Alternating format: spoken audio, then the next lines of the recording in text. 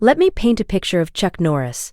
And trust me, this isn't something out of a myth, it actually happened. He once said, "Did you know I got bit by a king cobra? And after 5 days of agonizing pain, the cobra died." That's not just a joke, it's classic Chuck Norris, a guy who wrapped toughness and humor up together and tossed it out like it was nothing. If you want to know who he really was, that tiny story gets you most of the way there. He refused to be anything less than his own gritty self. When the news broke on March 20th, 2026, that Chuck Norris had died the day before, at 86 years old in Hawaii with his family, it was hard to believe. Honestly, don't we all kind of expect legends like Chuck to just keep going forever? He was that sort of icon, somebody so deeply woven into pop culture and American imagination that it almost felt like he existed outside the usual rules. His presence was massive, and his myth felt eternal, like the kind of person who wasn't ever going to age or fade away.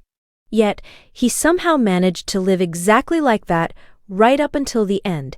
9 days before he passed, on March 10th, his birthday by the way, Chuck Norris posted a video from Hawaii of himself boxing. Not lounging in an armchair, not quietly celebrating in the background. He was throwing punches with a smile, and he captioned that video, "I don't age, I level up." And you just have to laugh because no one else could pull that off. He turned aging into something to be conquered. That was Chuck Norris. He never stopped showing up, never stopped working, and never stopped living with that calm confidence of his. He didn't go quietly into old age. He made it look like another challenge to overcome. And that's exactly why his life deserves to be celebrated, not just mourned. So today, let's think about the real Chuck Norris. Not just the memes, not just the Hollywood roundhouse kicks, but the person. He was a lot more than the internet jokes and action movies. By the time you're done reading about him, you might just feel like you actually knew him. His story is bigger than any hero flick. It's the journey of a shy, quiet kid who decided to chase something extraordinary, and no matter how old he got, kept daring anyone to tell him it was too late. Carlos Ray Norris, yep, that's his real name, was born March 10th, 1940, in a tiny town, Ryan, Oklahoma. His dad fought in World War II, and Chuck had this blend of Irish-American and Cherokee roots, which stands out in those photos of him as a kid. Strong jaw, striking eyes, the look of someone who might do something unexpected. Life wasn't easy. His parents divorced, and his mom moved him and his 2 younger brothers to Kansas, and later Torrance, California. By his own words, Chuck wasn't bold or brash growing up. He kept quiet, did his homework, helped his mom, and mostly stayed out of trouble. He wasn't the playground rebel. He was that kid who dreamed quietly, always looking for something bigger than the small-town world he knew. He found it in 1958 when, at 18, he joined the Air Force. The military shipped him off to Osan Air Base in South Korea, a place that must have seemed like another planet to someone raised in Oklahoma, but it's where everything flipped for Chuck. He discovered Tang Soo Do, a kind of martial art which gave him discipline, focus, and a clear path. Something clicked for him, and in that foreign country, thousands of miles from home, the shy kid found exactly what he needed. When he came home in 1962, he had changed. He wasn't searching anymore. He was driven, passionate, and skilled in a way that set him apart. He started teaching karate, and didn't just open a studio, he launched a whole chain of martial arts schools in California. And his students weren't local kids. Try Hollywood celebrities: Steve McQueen, Bob Barker, Priscilla Presley, Donnie and Marie Osmond. Chuck Norris was showing Hollywood how to throw a punch before he ever stepped in front of a camera himself. It's a wild story, isn't it? The quiet Oklahoma kid, raised mostly by his mom, ended up teaching movie stars to fight, long before becoming one himself. If there's a recipe for turning yourself into a legend, Chuck seemed to have figured it out early. And the rest of his life was just more proof that when you decide to go beyond your limits, sometimes you end up inspiring the world. Let's talk about movie sets for a second, because Chuck Norris's journey into acting actually got its start with Steve McQueen. No kidding, McQueen saw something in Chuck, told him outright, "You've got something, kid." He pushed Chuck to sign up for acting lessons, just to see where it might lead. And honestly, Chuck dove right in. That's always been his style, never afraid to jump at an opportunity and always willing to grind it out, no matter how tough. Chuck's big break came with Breaker. In 1977, his first true leading role. He played a trucker on a mission to find his missing brother. They shot that movie fast, just 11 days start to finish, and it made money. That was it. Suddenly, Chuck Norris was a leading man in Hollywood, and that changed everything for him. After that, the late 70s and especially the 80s rolled in like a tidal wave. Chuck starred in action flick after action flick: Good Guys Wear Black, The Octagon, Lone Wolf McQuade, Code of Silence, Missing in Action, The Delta Force. People didn't just watch these movies, they lived them. They were events, part of the culture. Chuck became the American action hero. He didn't have to showboat or shout. He wasn't trying to outcool anyone. He just felt dependable, solid, and honestly, believable. If things went bad, who else would you want at your back? He'd walk into a scene and you could feel the tension. Bad guys knew they were in for it before he even spoke. But let's rewind further, past all the Hollywood glitz. Before his name was everywhere and his face was splashed on movie posters, there's a role most people overlook, and it probably means more than any other. In 1972, Chuck Norris starred opposite Bruce Lee in The Way of the Dragon.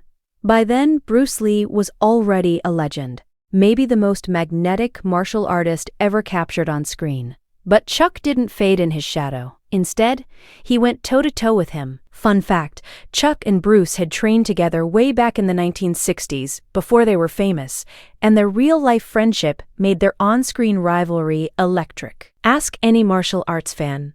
They'll tell you that this showdown is still one of the most respected fight scenes in movie history. Then came the 90s. Totally different era, new fans, and probably a bunch of you remember this part. In 1993, Chuck Norris took on the role of Cordell Walker, and Walker Texas Ranger became a fixture in American homes. Saturday nights, for 8 seasons straight, families tuned in to watch him dish out justice, with grit, faith, and old-school Texas wisdom. The show lasted all the way into 2001. It didn't just earn Chuck a following from the action crowd. He became beloved by grandmothers, kids, entire families. People saw him as a man who stood for something and never backed down. And then, out of nowhere, the internet came swooping in with its usual flair for chaos. If you logged on in the early 2000s, it was impossible to miss the Chuck Norris facts meme. These wild one-liners, totally over the top, just kept popping up. Chuck Norris doesn't do push-ups, he pushes the earth down. Or, Chuck Norris can divide by 0. The thing is, Chuck loved them. He didn't take offense or try to shut them down. He laughed, played along, made his own videos riffing on the jokes. Here was a man in his 60s, embracing the internet with more humor and grace than people half his age, and everyone adored him for it.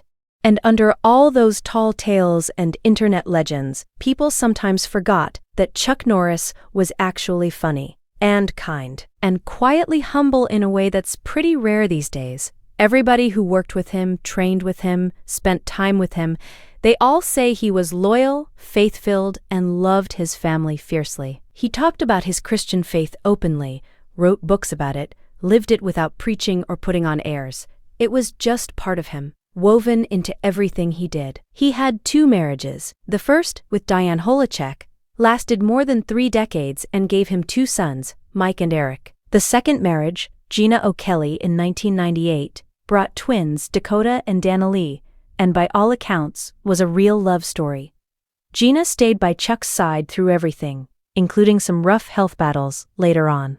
When the family issued a statement after his passing, they didn't focus on fame or film accolades. They called him a devoted husband, a loving father and grandfather, an incredible brother, and the heart of our family. There's no Hollywood script that tops that kind of legacy.